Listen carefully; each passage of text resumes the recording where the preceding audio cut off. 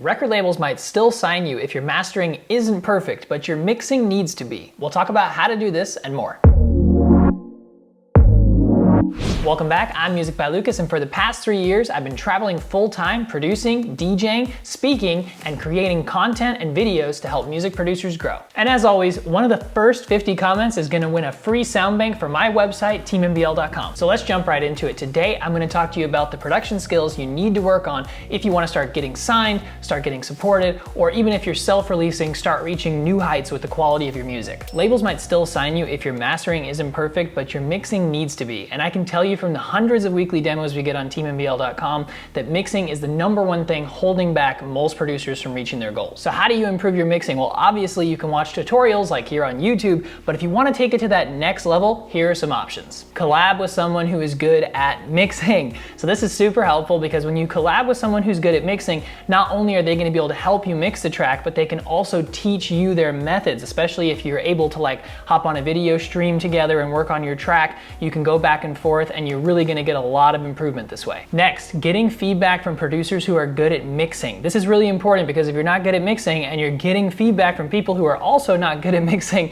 it's not really gonna help you improve much. So you need to be asking for feedback from people who are particularly good at it. Or if you're getting feedback from people, check out their music and make sure they're really good at mixing before you take their feedback too seriously. So where are you gonna get that feedback? Well, a really good place are on free Discords like ours. The link is discord.gg/teammbl, and you can find over 11,000 producers on there right now. And you can check out ones on the feedback channel who are good at mixing and get feedback from them. Reference tracks, of course, are another really good option. The only thing with reference tracks is you don't necessarily know how they were made. It can be helpful if you can find like specific tutorials with breakdowns of those tracks so you can kind of see more of the inside process. But the real big way you're gonna grow is one-on-one attention. And I'm talking about video chats with coaches who are professionals, who can look at you can share your screen, and they can look at your DAW. They can point out things maybe that you're doing incorrectly with your EQ or certain plugins or your layering or something like that. And a lot of times it takes that to like flip the switch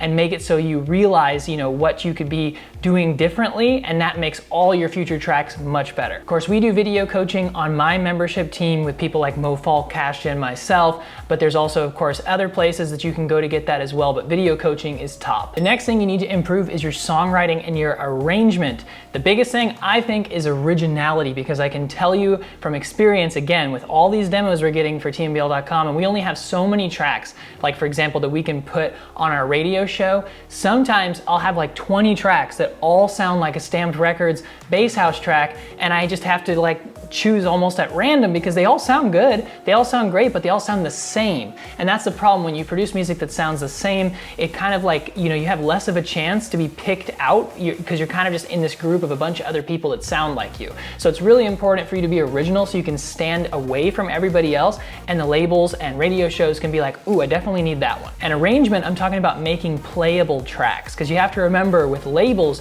they're really interested in making sure that these tracks get played, of course, like on Spotify, so they get streams, and also so they get a lot of supports. And the way you do that is by making a playable track arrangement. And if you want to learn how to do that, you should go and check out some of the most supported tracks, for example, on 1001 track list, because they have specific arrangements that are playable. And what that means is that they're really good for DJs to want to play them. For example, they're good with crowds, they're good in mixes, and there's specific ways like that they're set up with how long the break is, the build up, the drop. So definitely you want to have a playable track that's original. And lastly, you just want to have something that stands out, some catchy melody or a catchy kind of hook, and that comes back to songwriting. And you got to have at least one element that gets stuck inside the brain of these label A&Rs or the DJ so that they just really want to listen to your track or support your track or sign your track. Next, and this is a big one, vocals. If you don't have vocals in your tracks, even if you have a really good mix, really good master, really good songwriting, it can hold your track back from getting signed.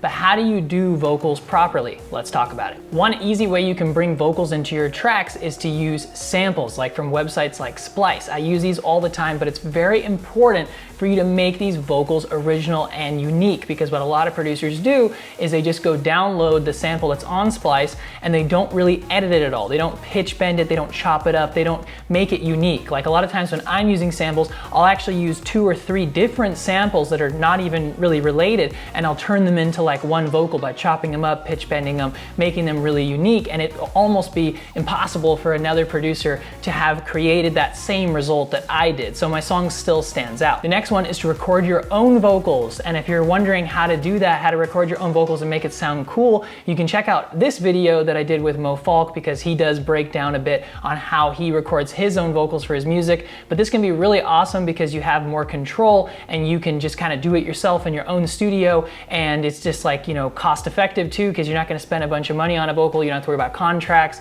and it can have really cool results. And of course, you can work with a vocalist or work with a singer. Just remember, you are going to have to, of course, find the vocalist, get the studio, or make sure they have a really good studio. You have to deal with contracts, maybe paying them or whatever. So there are more complications with it. But again, vocals are super important and they make your track more commercially marketable. And finally, mastering. I call this the final piece of the puzzle. If your track is sounding great, there's an awesome mix, you got all those other things all lined up, then the master is just going to be the cherry on top to make it sound super professional and make sure that the labels and the DJs know the track is just ready to go. So how do you improve your mastering? How do you learn mastering? Well, of course, there's awesome tutorials that are free here on YouTube, but if you want to take it to that next level, again, collab with someone who's really good at mastering. When I was starting, I did this. Like some of my tracks, like my ones on Talent Pool with Mordkey, for example, he was good at mastering. So I collabed with him, and that was super helpful because we made sure that the mastering would be done in a professional way. And also I was able to learn from him how to be better at mastering. And then again, there's one-on-one video training, super, super helpful because someone can go through your master with you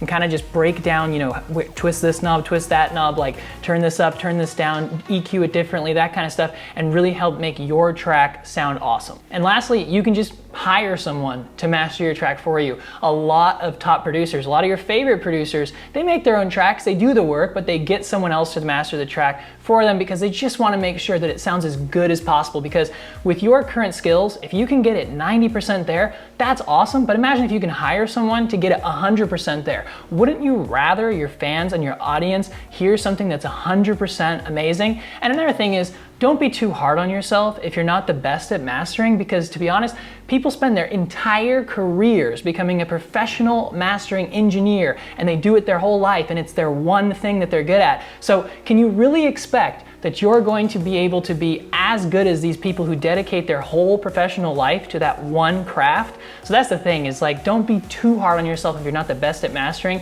Just do the best that you can and keep improving your skills. So you got this amazing track now, so what do you do? Well, you're gonna wanna send it to the labels that are the best for your track. And what if you don't know how to find labels for your track? Well, I'll put a link to a post below that talks about how you can find labels for you. And if the labels don't reply or if they say no, here is a video you can watch on what to do next. Make sure to give this video a thumbs up and hit the bell button to be notified about future videos. If you like my tips here, but you just want some more one-on-one attention, you can become an official member of my team at teammbl.com/join. We work together one-on-one on video chats, and we have masterclasses and demo drops with some of the biggest record labels and DJs. And now, some more helpful producer tutorials.